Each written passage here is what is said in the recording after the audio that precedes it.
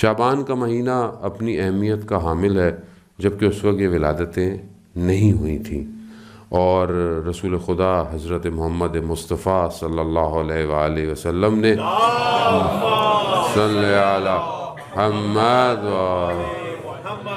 شعبان کے لیے وہ خود فرماتے ہیں کہ شعبان میرا مہینہ ہے، اور شعبان کے مہینے میں دعا، استغفار اور خاص طور پہ روزے رکھنا کی تاکید کی گئی۔ خود رسول خدا روزے رکھتے تھے، سارے روزے شعبان کے رکھتے تھے۔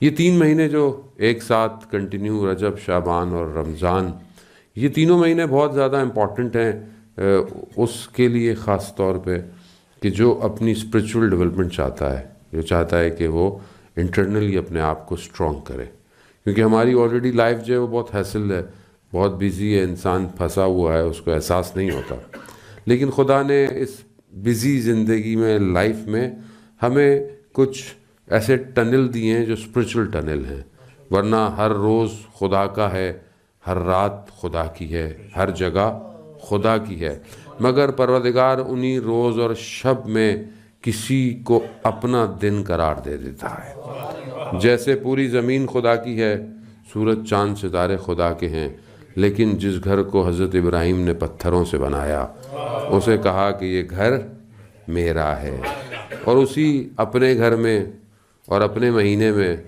اس کو اتارا کہ جو اپنا ہی تھا، کیونکہ رجب کے باطن میں ولایت ہے، اور ولایت کو وہی قبول کرتا ہے کہ جس کے پاس اتنی ایکسیپٹنس ہو انٹرنلی۔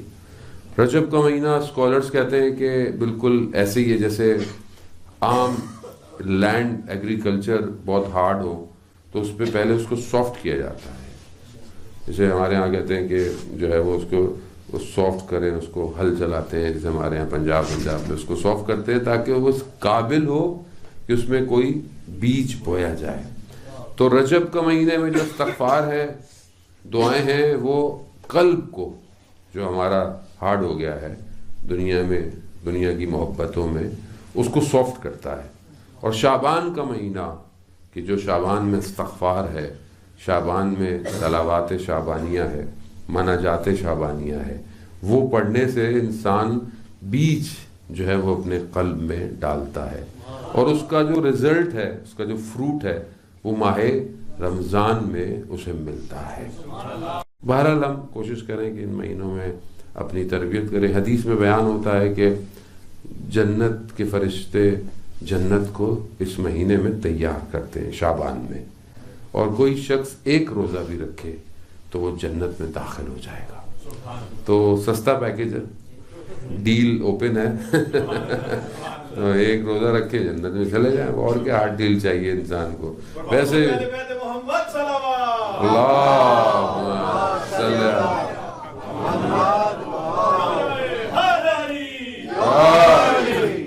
اب بزرگ کہیں گے بھائی ہماری زندگی گزر گئی باتیں کر کر کے، آپ ایک روزے میں بھیج رہے ہیں پبلک کو۔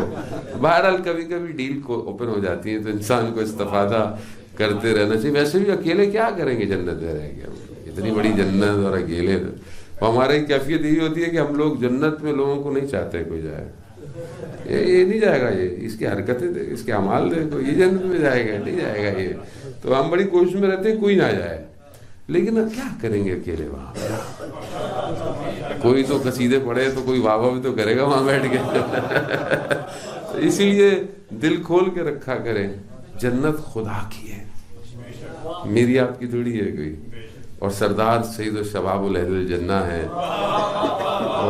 وہ امام حسین ہے۔ امام حسین جسے چاہے ہدایت دے، جیسے چاہے ہدایت دے، سردار ہے، سرداروں کی جنت ہے، جسے چاہیں بھیج دیں، جسے چاہیں لے جائیں۔ ہماری کون حیثیت ہے؟ ہمیں تو اپنی فکر ہونی چاہیے کہ ہمیں بھی انٹری ملے گی یا نہیں ملے گی۔ ظاہر بات ہے، خوب یہ ہستیاں ایسی ہیں، اور ایکچوئل تو بہرحال یہی ہے کہ ہم اپنی زندگی کو ان کی زندگی کے بتائے ہوئے طریقے پر گزاریں، جیسے انہوں نے کہا ہے ہم اپنے آپ کو ویسے سٹریم لائن کریں، ہماری زندگی ویسی ہونی چاہیے۔ اور ظاہر ہے جس کی جتنی معرفت ہوتی ہے، جتنا جو ان کو پہچانتا ہے، شناخت کرتا ہے، انڈرسٹینڈنگ بڑھتی جاتی ہے، انسان کا عمل بھی بڑھتا چلا جاتا ہے۔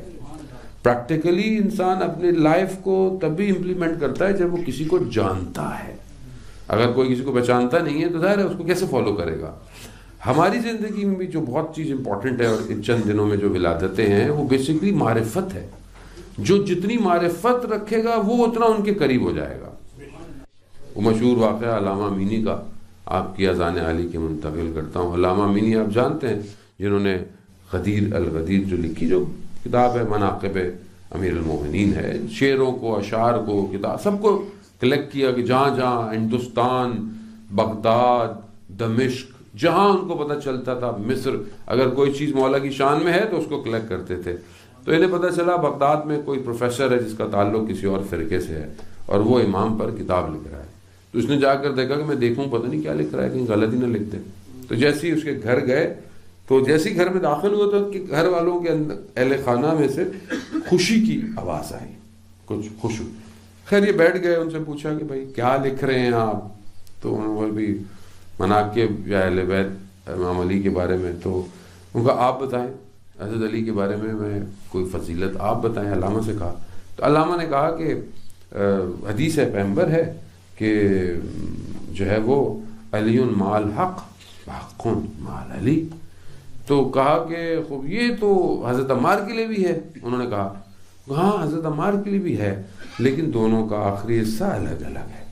حضرت عمار کے لیے بھی یہی ہے کہ حق جو ہے وہ عمار کے ساتھ ہے اور عمار حق کے ساتھ ہے، اور جہاں جہاں حق جائے گا عمار وہی جائے گا.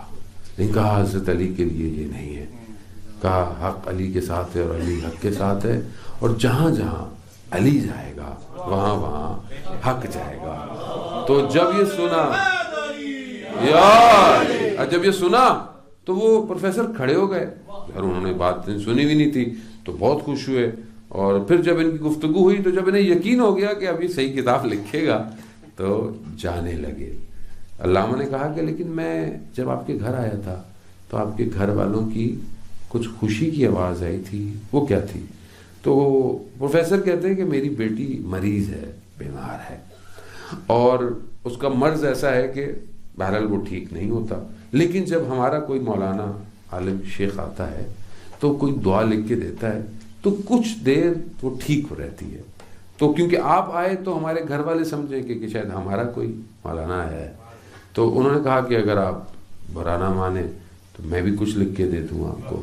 تو ہاں لکھ کے دے دیں. تو انہوں نے کچھ لکھا، کاغذ دے دیا، چلا گیا. اب کچھ عرصے کے بعد پتہ چلا کہ بچی کی بیماری بالکل ٹھیک ہو گئی. تو پوچھا علامہ سے کہ علامہ آپ نے کیا لکھ کے دیا تھا؟ تو علامہ نے کہا کہ میں نے تو کچھ نہیں، میں نے تو کاغذ پر صرف علی لکھ کے دیا تھا. تو بات تو یہی ہے، جتنی معرفت جتنا قلم، ایسا ہی ہے نا. آیت اللہ تہرانی ہے اور مہدی تہرانی، وہ کہتے ہیں ان کے کہ کوئی شخص مریض ہوا اور اس کا مرض ایسا تھا کہ اس کا علاج نہیں تھا، اور ایسا ہوا کہ اس کا آخری وقت جیسے ڈاکٹر نے کہا. تو یہ بھی عیادت پہ چلے گئے. تو کہا بھئی کیا مسئلہ ہے؟ کہا ڈاکٹر نے کہا کہ اگر اس کو پسینہ نہیں آئے گا، یعنی بدن میں سے پانی نہیں نکلے گا، عرق نہیں آئے گا، تو یہ ختم ہو جائے گا یہ بس. اور اس کی باڈی میں سے پانی آ ہی نہیں رہا ہے، اس کو پسینہ ہی نہیں آ رہا، اس کو سویٹنگ ہو ہی نہیں رہی اس کو، اور ہوگی تو بچے گا ورنہ یہ نہیں بچنے والا. تو انہوں نے کہا کہ اچھا میرے لیے چائے بناؤ. انہوں نے چائے کا تھا، کہتے کتنی منٹ کا، 10-15 منٹ لگ گئے تھے بس. تو میرے لیے چائے بناؤ، یہ ٹھیک ہو جائے گا. ان کو 10-15 منٹ چائے بنانے میں جیسی چائے کا کپ آیا اس کو پسینے آئے، یہ ٹھیک ہو گیا. انہوں نے نارمل چائے پی، کچھ بھی نہیں کہا، اٹھ کے جانے لگے. تو کہا مولانا رکیے، یہ کیسے ہی ہوا؟ یہ کہا کیا کیسے ہوا؟ کہا آپ نے اتنا کیلکولیٹڈ بولا تھا جیسے آپ کو سب پتا تھا کہ جتنی دیر میں چائے آئے گی اتنی دیر میں ٹھیک ہو جائے گا. کہا یہ کیسے ہوا؟ کہا میں نے ساری زندگی اپنے امام کے لیے گزاری ہے، اپنے امام کے لیے اپنے آپ کو بچا کے رکھا ہے. تو مجھے یقین تھا کہ جو میں کہوں گا امام وہی کریں گے. تو معرفت یہی ہے کہ میں اپنے امام کے لیے کتنا اور کیا کر رہا ہوں. پھر تبھی انسان توقع رکھے نا. اب علامہ امینی ساری زندگی حضرت علی کے فضائل لکھتے رہے تو وہ تو علی لکھتے تھے تو لوگ ٹھیک ہو جاتے تھے.